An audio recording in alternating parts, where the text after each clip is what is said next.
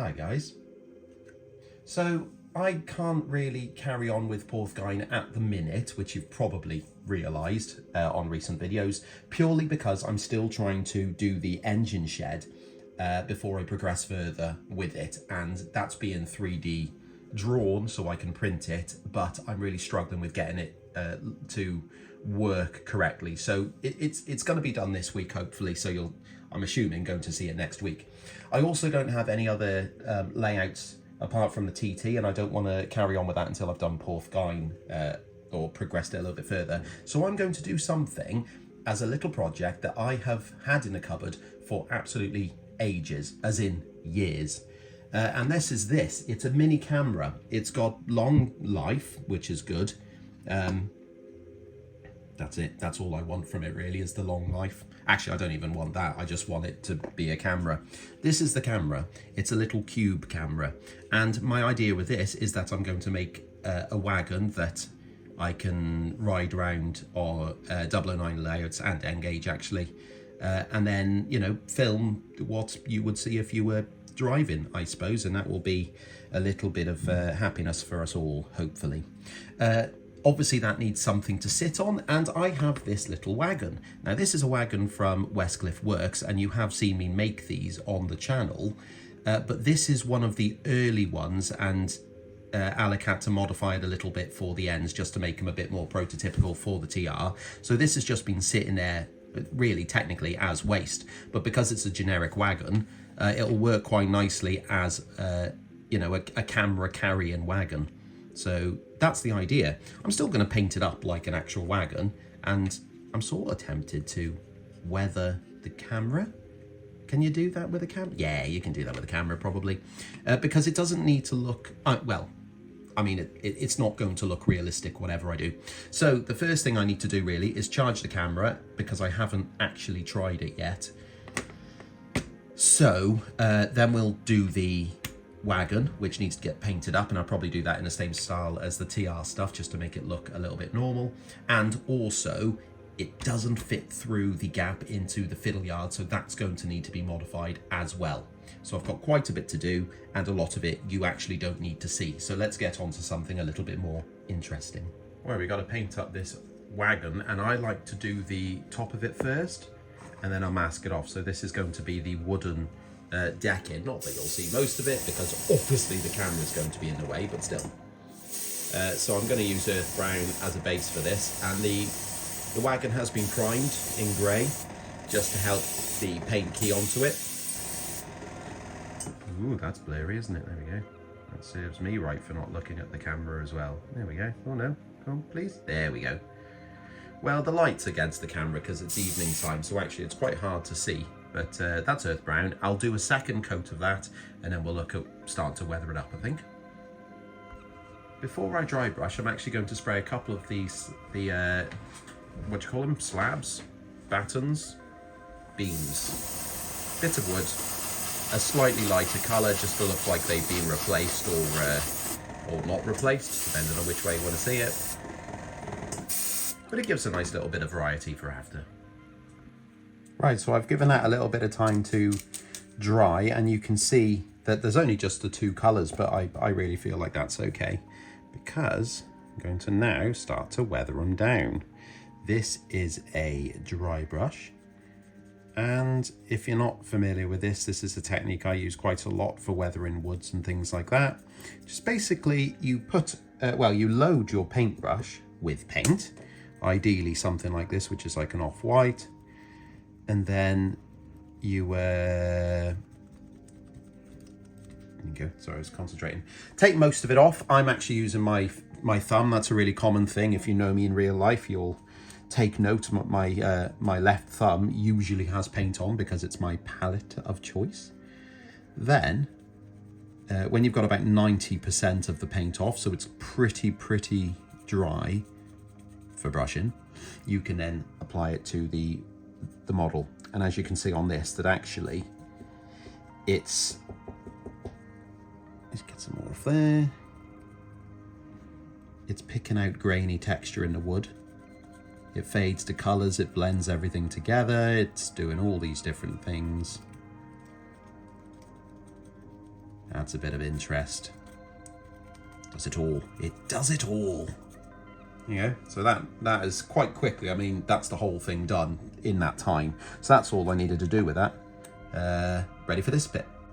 Next step is a bit of a wet, watery wash of black, which I'm just doing on the top here. Going to apply this to the whole model, or at least the top, because that's all I've managed to do. I'm gonna get little bits of paint speckling everything around it, which is part of the process apparently. Something like that.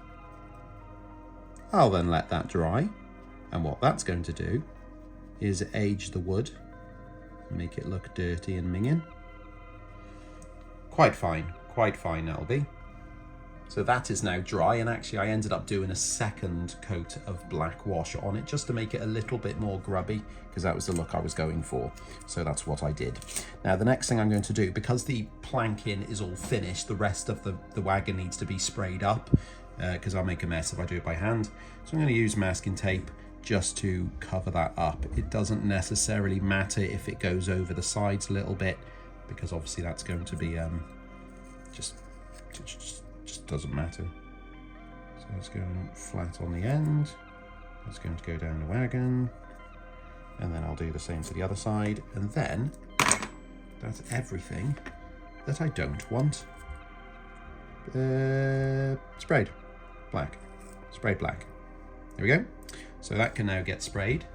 Now here we are, ready to spray it black, and oh look, it's already black. My, what keen eyes you have. Yes, that's that is because I've sprayed it with a black aerosol, ready to put a black primer on in acrylic, just because it gives it a base coat, but I don't like the finish of the black, which is why we're going with the black on top of the black.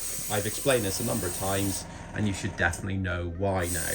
But if you're new to the channel and waiting to finish the video to subscribe and things, you might want to know that, which now you know, so you're all up to date. Here we go, it's looking a bit better. I really don't want to use that black, the spray that I use. It just, I don't know, it's just too artificial, whereas this is such a matte finish.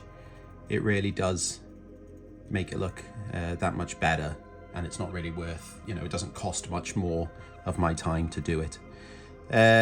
So now I'm just quickly dry brushing on a very, very light coat of a cream, just to pick out some of the details, and I want this thing looking fairly aged, and this brings out almost like a scratched surface effect on the corners and things, which I think looks pretty juicy, if you like juicy things, which I don't. There we go, something like that. Yeah, nice. So I think we'll look at getting a little bit of weathering powders. Actually, I think it needs a bit of rust and a little bit of green, possibly, to make it look a little bit more like it doesn't come out very often. We'll start with the rust, just because I actually had it on the desk for some reason. I don't really know why. I haven't rusted anything up recently, but I must have beckoned it. There we go. So I'm going to go round, not the whole thing, just, you know, bits like the brake bits underneath, and maybe around the buffer beams and things like that. It's in the corners and wherever rust may well. I don't know. Oh, it's rusted it. Well, actually, you see that all fell off then. That's why I have a bit of toilet roll underneath, just to stop it from making a bigger mess than it needs to, because weathering powder is an absolute fool. It will, you know, if you blow it off the desk, that doesn't vanish, it just ends up on the floor, and it will stain carpets and things like that. Nobody wants a ginger carpet. Actually, they do. That's a lie. Let's not go down that road. Anyway, there we go. You can see the speed I'm working at. That's because I've got a timer on. Not for the build, that's because I have to get scones out the oven. So I am actually speed running this. And I don't know, looks alright. It works, doesn't it? I really like this colour. This is a greeny brown, which is a bit of a trend I have, isn't it, to do everything in like a greeny brown colour, a bit like earth brown. This is like an earth green brown for weathering as well, and it just makes it look like there's like mosses and things sitting on it, so I tend to do it like from above and things like that, make it look crap. Actually, I could probably take the masking off the... Actually, I will. I can probably take the masking off here as well. Come on. There we go. Because I don't obviously want rust on the wooden surface, but moss would grow. So I could probably bring it in a little bit like that. Yeah, that's really sticking very, very well, isn't it? So that might need to brush in a little bit more. Oh gosh. Wow, it really likes that. It's because weathering powders work really well when you've got a matte surface because of how the... It's a long story into the science of it actually, and I can't be bothered because the timer's about to go off. So just assume it's magic. That's the wagon complete, and you can see that I've got the wheel sets in as well. So that rolls nice and freely. We've also got the camera, which I've decided not to weather up right now. Just, I haven't got time to do it. So that's how it's going to sit. I have to work out a way to make it actually attach to it, but if we pop over to the camera, you can see that it's quite tidy. This is just me pushing it forward and obviously back and things like that. There you go, there's the workbench, there's all the mess that I've been using on the side. There's a bit of Sir Haydn, which you'll see soon. So I think the only thing I need to do now is actually cut the hole into the fiddle yard a bit larger, and then we can actually give this thing a spin on Llangwernal. So looking at it on the wagon coming through from the fiddle yard, it's actually not very far off at all. It's only needing a little bit of a trim of say about 3mm off the top. Whereas the sides actually don't look like they're going to hit at all. Looks like it can run through. It will go through there. Okay, so the sides don't need doing, it's just the top. I'm going to get the Dremel out and have a go at shearing that off and get the camera through, and hopefully I don't make too much of a mess on the layout, because that's a little bit of a concern.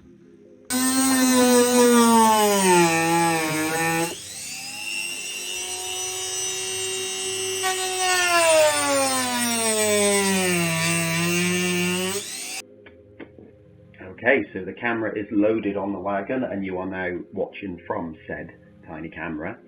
You've got the baggies pushing, and I think, well, I've cleaned the track on the layout, so I'm hoping it'll get off the fiddle yard, and hopefully through that gap it's going to be okay. Yeah, oh god, that's tight. Okay, well it works though, so that's the main thing. So coming round the bend into the station now, looks quicker on camera than what you're travelling actually. Approaching the station and you've got your chat with the camera. I wonder if he ever gets that shot. Onto board 2, that's the station building.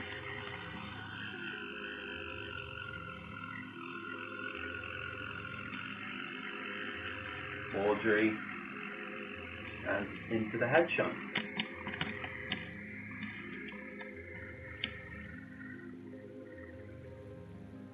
There you go.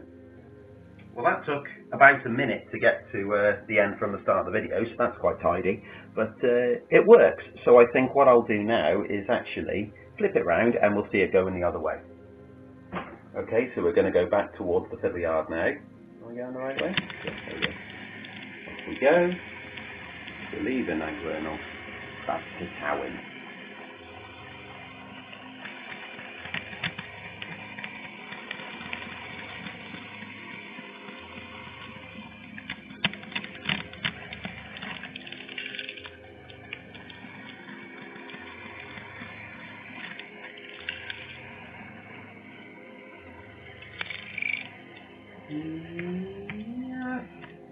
Awesome. Oh, it's got stuck. Go, push, push, push. Nah, it's not going to push it. It's got stuck on something. Be the couplings. Right, well there we go. Well, I must say that's a fun little project, isn't it? And it also means that I don't have to just use it on Gwernal because, well, that's about it for the footage you can get on it. But also I can use it on other 009 layouts, although I don't think it'll fit around Corrish. But it'll also go around, well, any layout really, because it's not attached to the wagon, is it? So actually I could just bang it on any flat wagon, on any sort of 00 or TT or whatever I wanted to do, and maybe this is it. This is the new me. I film layouts from the tiny people's perspective. Anyway, I gotta go now because I think the print is about done on the Porthgain engine shed, so I need to crack on with that. Anyway, cheers.